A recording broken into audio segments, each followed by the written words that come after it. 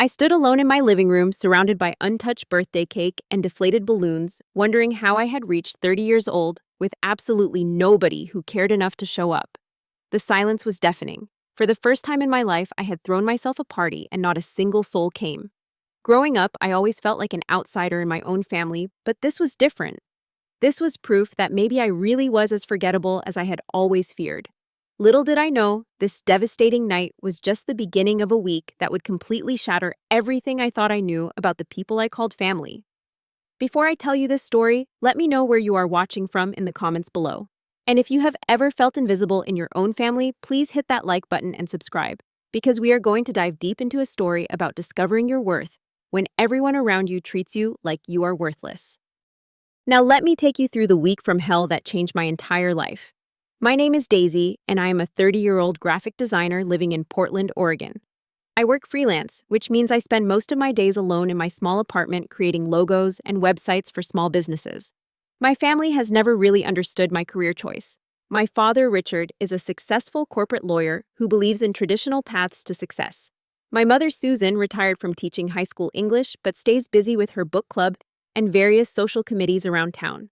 Then there is my 27-year-old sister, Jessica, who works as a marketing manager for a tech startup and is basically the golden child of our family.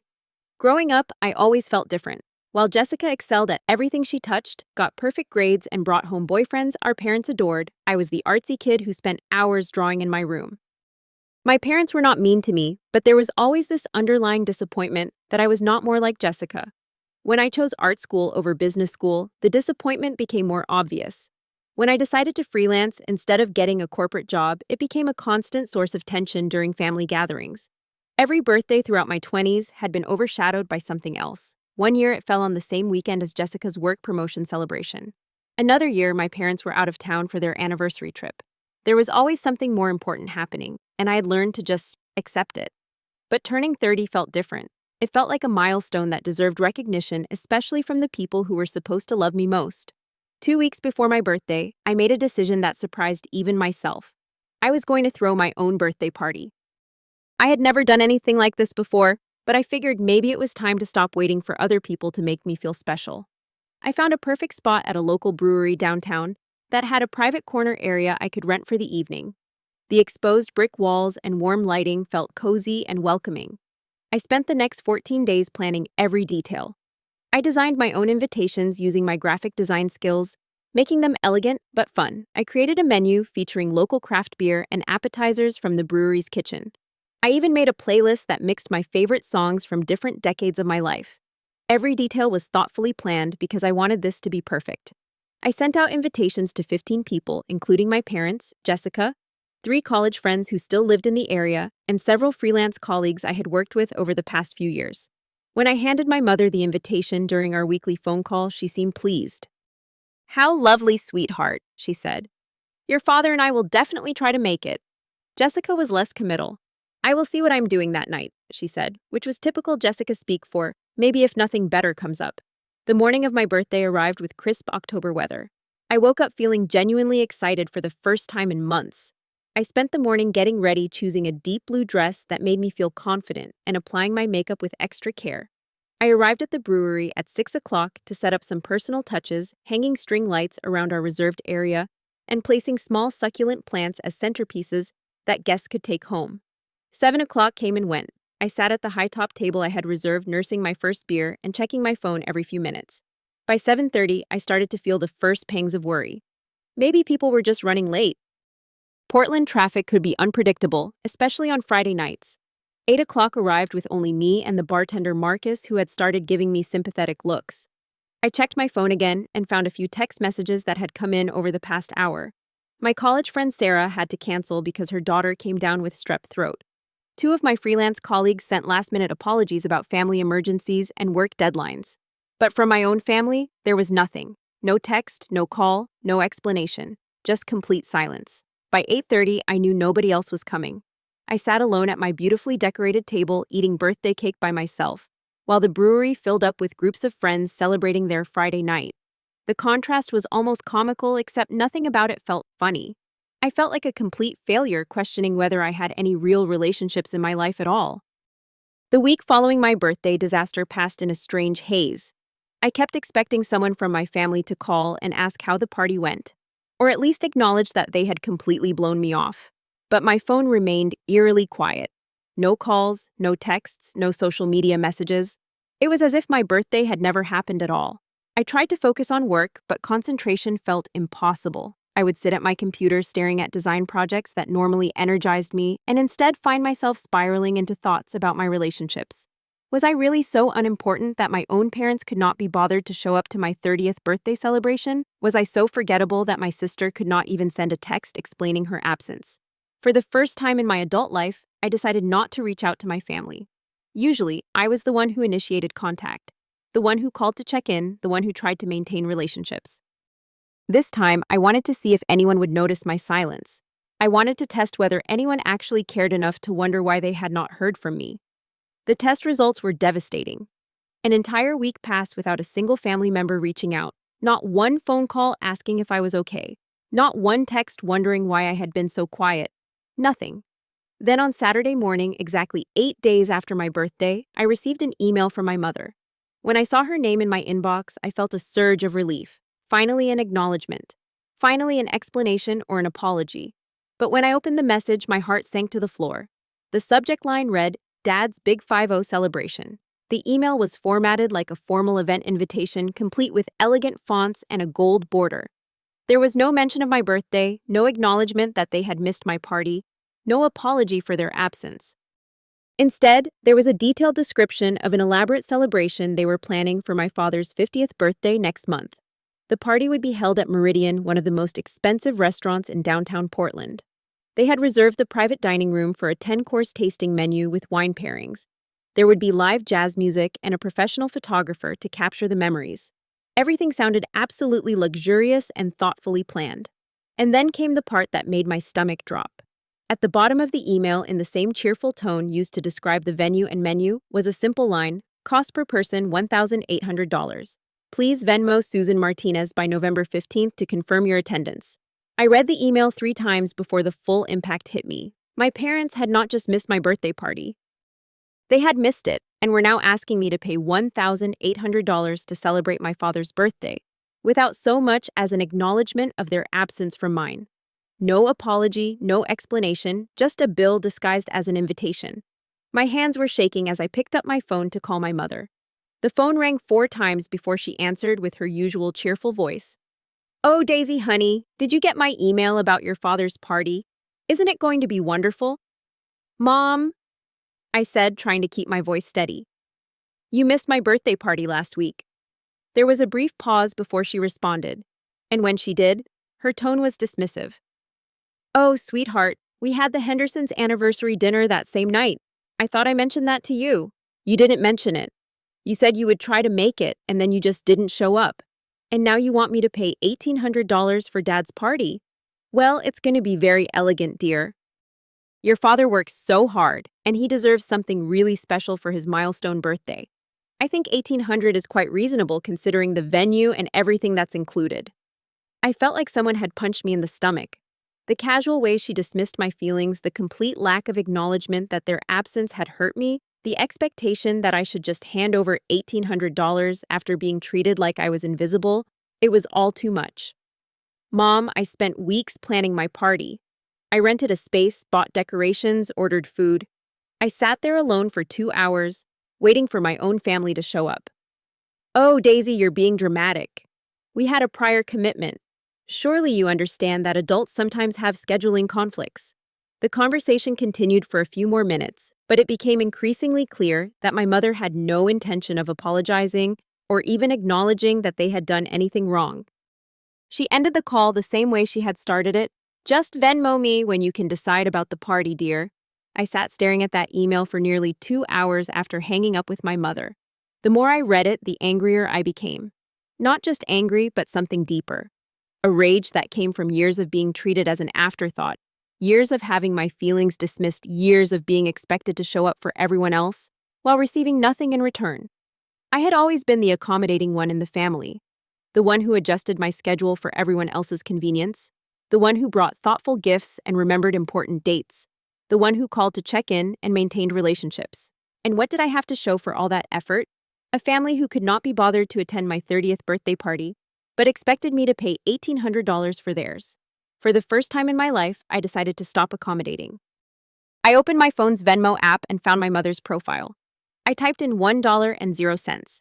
Then I paused at the message section, thinking carefully about what I wanted to say.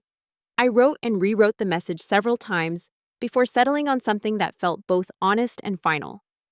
For Dad's party. This represents exactly how much my feelings matter to this family. Congratulations on raising a daughter who knows her worth.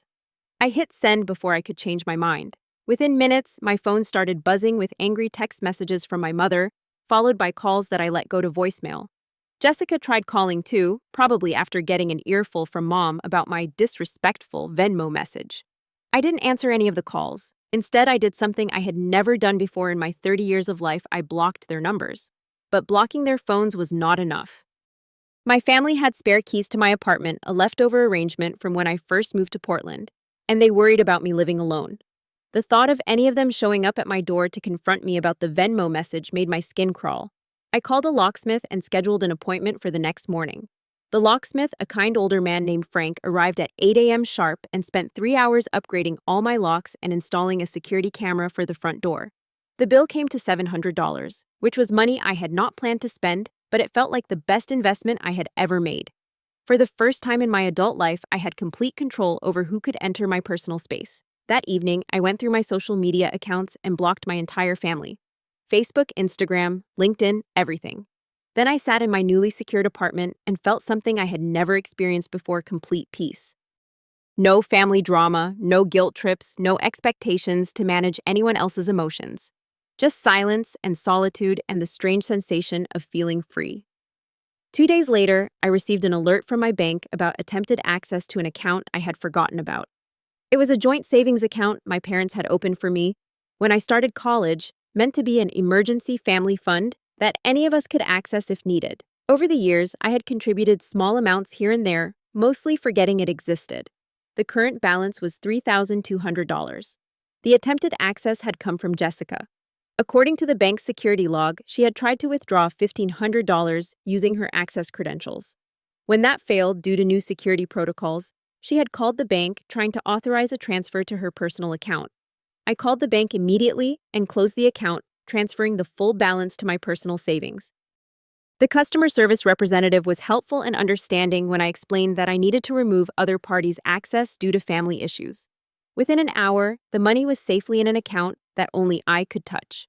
That evening, as I was cooking dinner in my peaceful apartment, there was a loud knock at my front door. I checked the security camera and saw 2 police officers standing in the hallway. My heart started racing as I opened the door. "Are you Daisy Martinez?" the older officer asked. "Yes, that's me. Is everything okay?" "We received a missing person report about you. Your family contacted us saying they have not heard from you in several days and they are concerned for your safety." I almost laughed at the absurdity of it.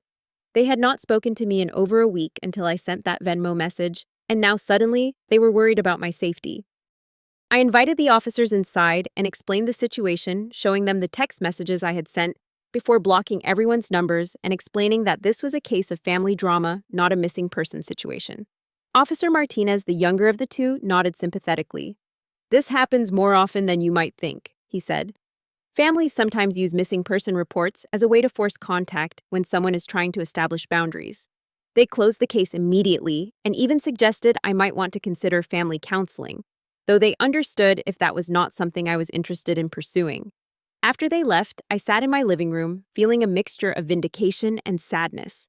Vindication because the police had clearly seen through my family's manipulation, but sadness because it had come to this at all. The first few weeks after cutting contact with my family felt surreal. I kept expecting to feel guilty or lonely, kept waiting for the urge to reach out and apologize for my dramatic behavior, as my mother would probably call it. Instead, I felt something completely unexpected: relief. Without the constant undercurrent of family drama, my mind felt clearer than it had in years. I was not walking on eggshells, not managing anyone else's emotions, not bracing myself for the next dismissive comment or forgotten commitment. For the first time in my adult life, I could focus entirely on my own thoughts and feelings, without having to consider how they might inconvenience or disappoint someone else. My work productivity increased dramatically. Projects that would have normally taken me a week were getting completed in 3 days. I was sleeping better, eating better, and rediscovering parts of my personality that had been suppressed for years. I started taking long walks around my neighborhood, really noticing the architecture and gardens that I had rushed past for months. It was during one of these walks that I met Emma. She owned a small coffee shop 2 blocks from my apartment, and we struck up a conversation when I stopped in for my afternoon latte. Emma was recently divorced and struggling with her own family issues. Her ex-husband had turned her adult children against her during their custody battle, and she was learning to rebuild her life without the people she had once considered her support system. We started meeting for coffee every few days, sharing stories about family dysfunction and the challenge of creating a life outside of toxic relationships. Emma introduced me to Marcus, not the bartender from my birthday disaster, but a retired teacher who had been estranged from his own family for over a decade after they had repeatedly borrowed money from him and never paid it back. The three of us began having weekly dinners at each other's apartments, creating the kind of chosen family I had never experienced before. These were people who showed up when they said they would, who remembered important details about my life, who asked how I was doing, and actually listened to the answer. For the first time, I understood what healthy relationships were supposed to feel like. 3 months after the birthday disaster, I started seeing a therapist named Dr. Patricia Williams. She specialized in family trauma and helped me understand patterns I had never recognized before. I learned about emotional manipulation, family scapegoating, and the role I had been assigned as the family's perpetual giver and emotional caretaker. Dr. Williams helped me understand that my position in the family dynamic was not random or accidental. Every family system needs someone to absorb the dysfunction, someone who can be blamed when things go wrong, someone who will sacrifice their own needs to keep the peace. I had been playing that role my entire life, and my 30th birthday party had been the moment when I finally refused to continue. "Your worth is not determined by your family's capacity to appreciate you," she told me during one of our sessions. "Some people are simply not equipped to love others in the way those others deserve to be loved. That is a reflection of their limitations, not your value." The work was difficult and sometimes painful, but it was also liberating. I started to see how many decisions in my life had been made based on what would keep my family happy rather than what would make me happy. My career, my relationships, even my living situation had all been influenced by their expectations and opinions rather than my own desires. 6 months after my birthday, my phone rang with a number I did not recognize. I almost did not answer it, but something made me pick up. It was my mother. "Daisy, this has gone on long enough," she said without any greeting or preamble. "Your father's party was beautiful, by the way. Everyone had a wonderful time." "I am glad Dad had a good time, Mom," I replied, surprised by how calm my voice sounded. "When are you going to stop this childish behavior and come home for dinner like a normal daughter?" "When you start treating me like I matter," I said. "You have always been so dramatic, Daisy. Everything has to be about you, doesn't it?" "Actually, Mom, nothing has ever been about me. That is exactly the problem." "Well, I don't have time for this nonsense. Your father and I are getting older and we expect our daughters to be part of our lives. Jessica visits every week." "I love you and Dad," I said, meaning it despite everything. "But I will not accept being disrespected anymore. If you want me in your life, you need to treat me like someone you actually want there." "You are being ridiculous," she said, her voice getting sharper. "Families stick together no matter what. That is what family means." "No, Mom. Family means love and respect and showing up for each other. Family means caring about each other's feelings. What we had was not family, it was me desperately trying to earn love that was never going to be given freely." I hung up the phone gently without anger or drama. Just a quiet click and then silence. She tried calling back several times over the next few days, but I did not answer. I had said everything I needed to say. A full year after my 30th birthday disaster, I decided to throw myself another birthday party. This time, I invited Emma Marcus, Dr. Williams, 3 new friends from a pottery class. I had joined 2 of my favorite freelance clients who had become genuine friends, and my neighbor Sarah, who had helped me when I was sick with food poisoning a few months earlier. 22 people showed up. They brought homemade gifts and stayed until midnight, sharing stories and laughing until my cheeks hurt. When I looked around the room at these people who had chosen to be in my life, who showed up when they said they would, who remembered what mattered to me and celebrated my existence, I realized something profound. Family is not about blood relations or obligation or guilt. Family is about people who see your worth and reflect it back to you. Family is about people who show up, who care about your feelings, who make space for you in their lives, because they genuinely want you there. I used to think I needed my parents' approval to be whole, that I needed my sister's acceptance to be valid, that I needed their love to prove I was lovable. Now I know I was already complete. I just needed to stop letting them convince me otherwise. Some people will never see your worth, and that is not a reflection of your value. It is a reflection of their capacity to love. The greatest gift you can give yourself is to stop trying to convince people to appreciate what they are incapable of recognizing. Have you ever had to walk away from family members who could not see your worth? How did you find the courage to choose yourself over their approval? Share your story in the comments below, because so many of us need to hear that we are not alone in this experience. If this story resonated with you, please hit that like button and subscribe for more real stories about finding your strength when people treat you like you are disposable. And please share this video with anyone who might need to hear that their worth is not determined by other people's inability to appreciate them. Thank you for listening to my story, and remember that you deserve people in your life who are excited about your existence, not people who treat it like an inconvenience.